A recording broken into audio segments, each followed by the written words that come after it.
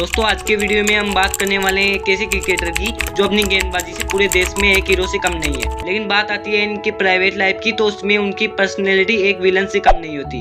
इनकी पत्नी हसीन जहां जो मोहम्मद शमी पर आरोप लगाती है कि ये मेरे साथ मारपीट करते हैं, लेकिन आप अगर इनके साथ बातचीत करके देखोगे तो आपको पता चलेगा कि इनका जितना कोई मासूम नहीं है। ये वो क्रिकेटर है जिस पर अगर कोई फिल्म बनाई जाए तो वो पक्का सुपरहिट होगी। आइए मैं आपको सुनाता हूँ मोहम्मद शमी की लाइफ स्टोरी जो आपको लाइफ में आगे बढ़ने की इंस्पिरेशन देगी। उत्तर प्रदेश में एक आमरोहा नाम की जगह है जहाँ तौसीफ अली एक तेज गेंदबाज।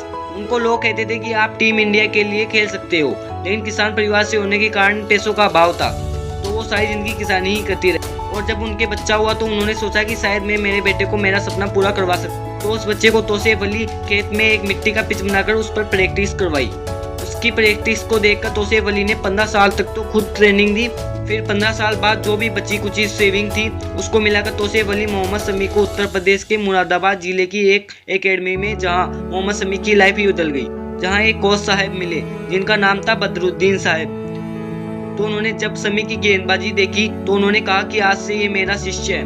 तो बदरुद्दीन साहब ने लगातार 2 साल तक मोहम्मद शमी को गेंदबाजी सिखाई और जब अंडर 19 में बात आई तो लगा कि ये ऐसे सेलेक्टर्स सिलेक्ट कर लेंगे, लेकिन उन्होंने बोला कि तुम अगले साल आना।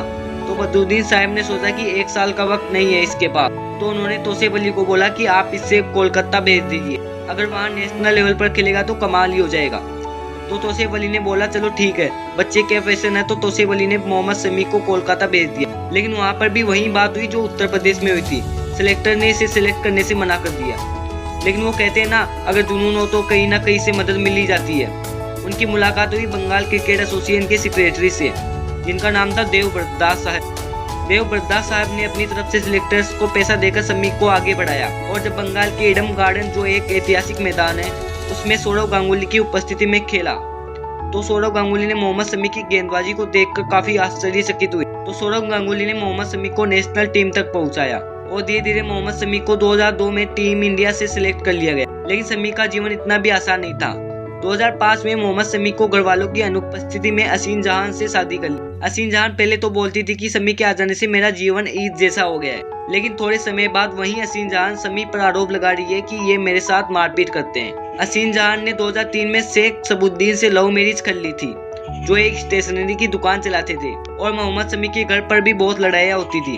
तो मोहम्मद शमी तनाव में रहने लगे जिसके कारण उन्होंने आत्महत्या करने की भी कोशिश की, ऐसा मीडिया बोलती है। तो इसका कोई खास सबूत नहीं है, लेकिन मोहम्मद शमी की जगह अगर कोई और होता तो शायद हमें मोहम्मद शमी देखने को नहीं मिलते।